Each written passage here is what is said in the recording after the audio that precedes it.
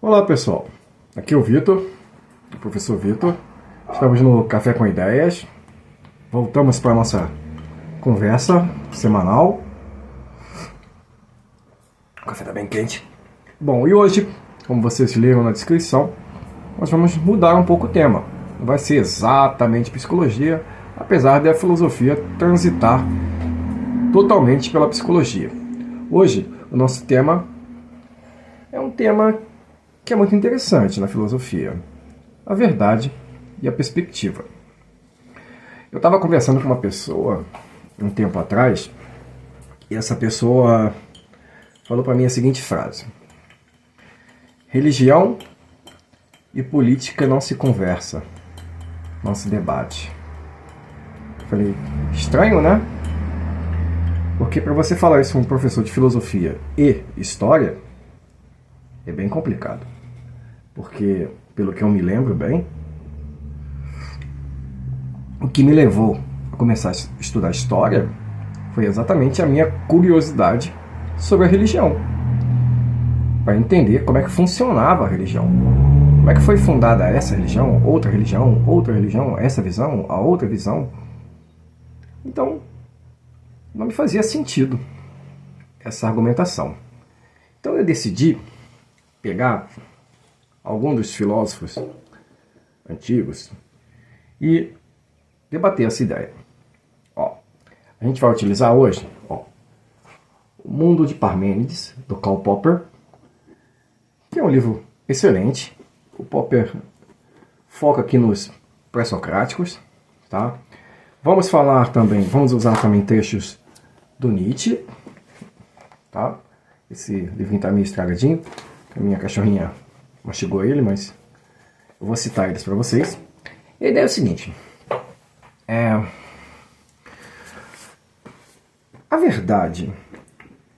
verdade existe? Ou, como acreditavam alguns pré-socráticos, sofistas, ela é sempre uma perspectiva. O título da nossa conversa hoje é uma oposição. De um lado nós temos a verdade, do outro lado nós temos a perspectiva. O que é real? Existe verdade? Ou toda verdade é uma perspectiva? Bom, a verdade pré-socrática, né, ela partia de uma ideia de conhecimento real e verdade certa. Tá? Essa era o encadeamento. Sapiens aletheia episteme. Tá? Bom, para a maior parte dos filósofos, né, passando por Sócrates e Platão, a verdade é acessível apenas aos deuses. Para os homens, os humanos, nós temos a doxa, que é a opinião, e temos uma aproximação da verdade. Mas desde os filósofos pré-socráticos, a verdade é um problema. Um problema que começa lá atrás em dois pontos. Os filósofos Heráclito e Parmênides. O Parmênides ele vai dizer, né, só o ser é, o não ser não é, ou seja, o existe, o que não existe. Tá? Então existe uma constância, o ser e o não é. Então é uma verdade concreta. E o outro filósofo que é muito mais interessante, o Heráclito. O Heráclito não exatamente. Porque para o Heráclito a verdade é fluida. Ou, na verdade, nem sei se tem até que ponto verdade. Porque se é pantarrei, se é tudo flui o tempo todo, dá para ter uma constância? Dá para ter uma coisa fixa? Se a frase famosa do Heráclito, o homem não pode entrar no mesmo rio duas vezes, porque o rio já mudou, você já mudou, você é a mesma pessoa que quando você tinha 8 anos de idade? Eu sou a mesma pessoa agora com 41 anos, de quando eu tinha 16 anos, ou do ano passado, ou de 10 minutos atrás? Não. Mudamos o tempo todo. Então, não tem permanência. Se não tem permanência, não tem o ser e o não ser, tudo está em fluxo, como é que eu acho a verdade? Nossa, que problema, né? Pois é. Alguns filósofos vão ter alternativas para tentar responder essa questão. O Platão é uma dessas, tá? Uma dessas tentativas de responder, tá? O Platão, ele vai até criar o mundo das ideias para dar uma possibilidade de resposta a esse problema desses dois filósofos, tá? Você tem o Heráclito e o Parmênides. Como é que eu acho a verdade? Não tem verdade. Mundo dos deuses, tá? A verdade está lá, é inacessível para a gente tem sombras, a gente tem, como diz o Popper aqui, verossimilhança, provável, tá? E assim eles levam para o Sócrates também. O Sócrates tem o Elencos, que vai utilizar como instrumento para desarmar aqueles que acham que tem a verdade. Ele vai utilizar um instrumento que ele vai, uma reflexão crítica, né? Ele vai oferecer contra-exemplos. E ele mostra que aquela pessoa não sabe de nada. Ela realmente não sabe, ela só achava que sabia. Então ele desconstrói, tá? É um método que a ciência usa ainda, tá? De certa forma, a ciência ela mostra, né, as falhas, ela testa assim, tá? Só que a questão é a seguinte: a nossa ciência, tá? Ela é fundamentalmente estruturada numa visão aristotélica, tá? De que existe uma verdade, tá? Epistemológica. A epistemologia é essa busca, tá? Mas ela tem um problema, tá? Esse ideal aristotélico, tá? Mas vamos voltar, antes de falar de Aristóteles, vamos voltar para o Parmênides. Para o Parmênides não, para o Protágoras. O Protágoras é muito legal a ideia dele. O Protágoras, ele fala assim, o Protágoras ele é um sofista, tá? Então o Protágoras ele vai dizer assim: nada sabemos sobre os deuses, nem se existem, nem se não existem. Verdade, não é? Então ele vai propor uma teoria, homomensura. Homomensura é: o homem é a medida de todas as coisas. Nós somos a medida. Somos nós que medimos tudo. Tá, e daí? Então a gente constrói o mundo? Não. Construímos tudo. Toda a interpretação do mundo. Aí eu volto àquela questão lá do início. Não se discute religião e política. Tá. Mas se o homem mensura, somos nós que temos o dever. Nós que construímos o mundo. Nossa interpretação ao longo do tempo. Como é que eu não posso discutir? Eu só tenho que discutir.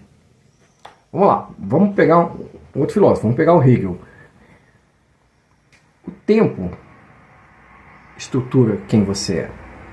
Quer ver? Vamos pegar um tempo diferente. Nós estamos em 2024, na era cristã, construída pela visão católica de quando Jesus apareceu, que historicamente pelos historiadores está errada, tá? Mas 2024. Vamos viajar no tempo. Vamos para a Grécia.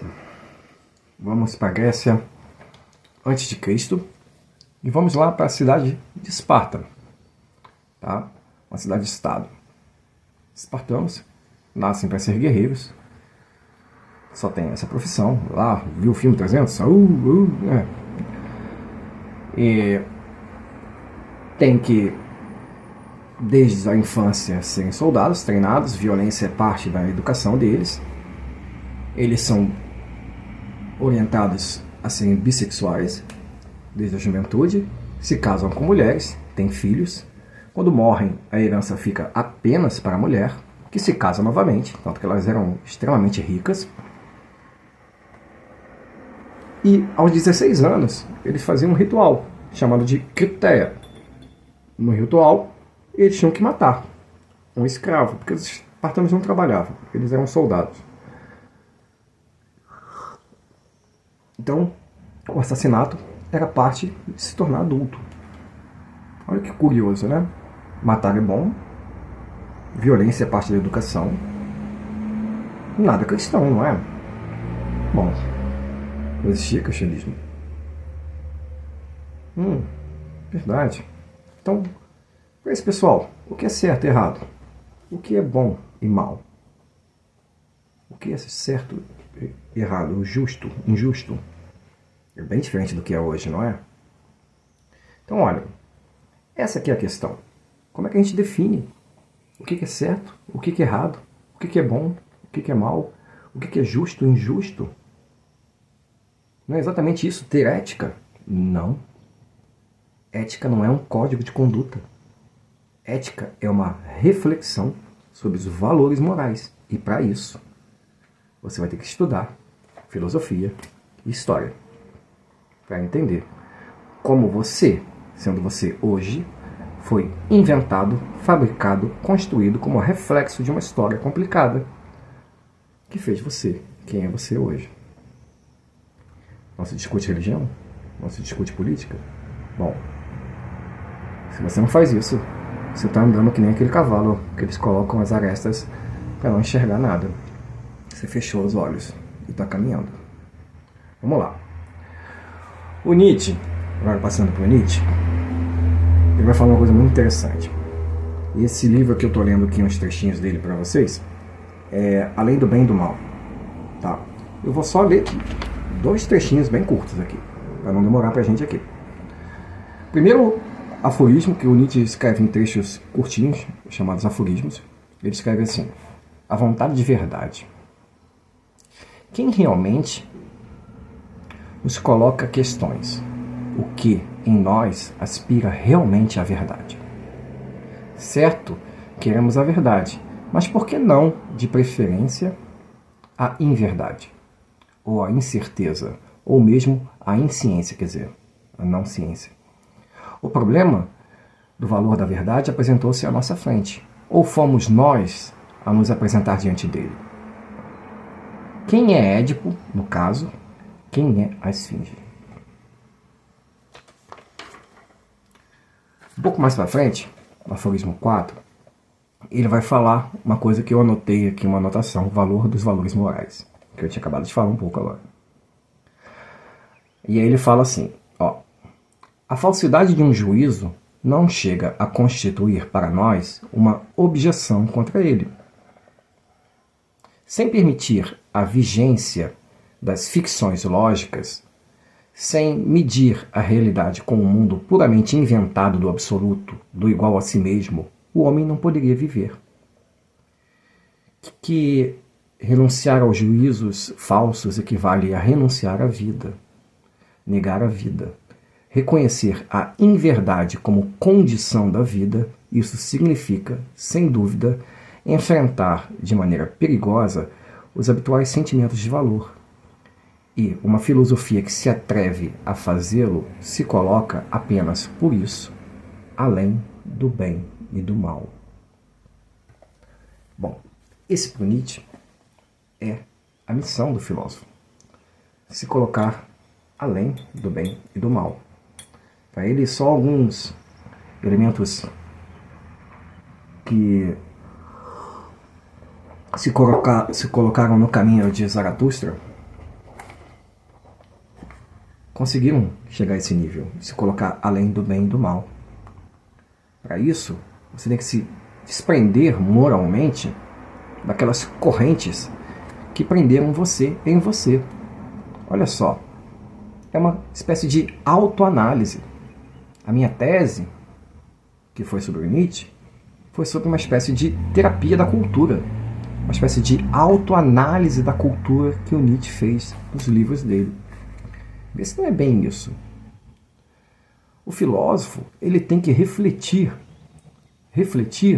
sobre os problemas da própria cultura, sobre ele mesmo, sobre a própria existência, quem ele é. Então, como é que é possível falar que um filósofo, um historiador, não pode discutir religião, não pode discutir política? Se a própria discussão é o exercício de existência desse indivíduo. Bom, verdade ou perspectiva? Respondendo a minha pergunta lá no início. Existe verdade ou só existe perspectiva? A questão é sim e não. Nós temos fundamentalmente perspectivas. Tá? Você vai ter a sua, eu vou ter a minha, e são perspectivas.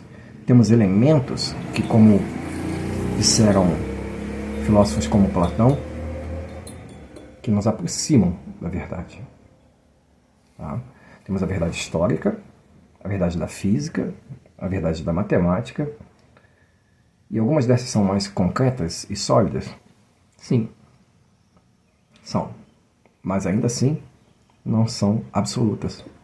Não existe verdade absoluta, nem na história.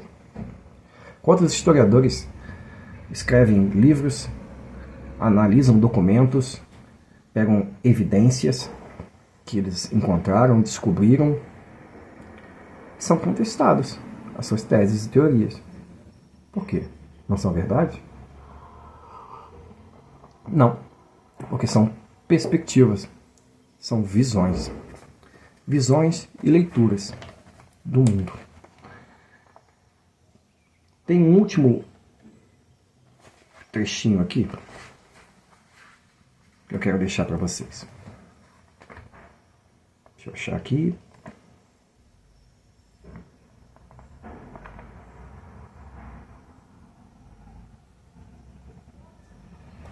Tá. O trecho aqui do Nietzsche vai dizer que, basicamente, vários elementos do indivíduo humano são instintivos. Tá? Nós somos construídos instintivamente, historicamente, culturalmente e moralmente. Então, a nossa verdade, ela é, na maior parte do tempo, uma visão temporal e cultural. Nós somos condenados a isso. Essas são as correntes que nos prendem, com preconceitos, limitações, sejam sexuais, sejam afetivas, de toda sorte de exemplo que você quiser. São correntes que te prendem. Tá? Por isso que na minha tese, o Nietzsche era um grande terapeuta da cultura, que ele identificava que na cultura ocidental cristã, judaico-cristã, existiam problemas gravíssimos que nunca conseguimos superar e que criavam mais problemas psicológicos pra gente do que qualquer outra coisa. E a mensagem é que discutir essas coisas, o que é verdade, o que não é verdade, a partir de qual perspectiva, não deve ser algo ruim. Deve ser algo que enriquece, que te deixa maior, mais capaz, te esclarece. Verdade ou perspectiva? Fundamentalmente, perspectiva. Verdade sólida, concreta, não nas coisas humanas. Talvez no mundo dos deuses lá. Café com ideias. Um abraço. Professor Vitor. Curte aí.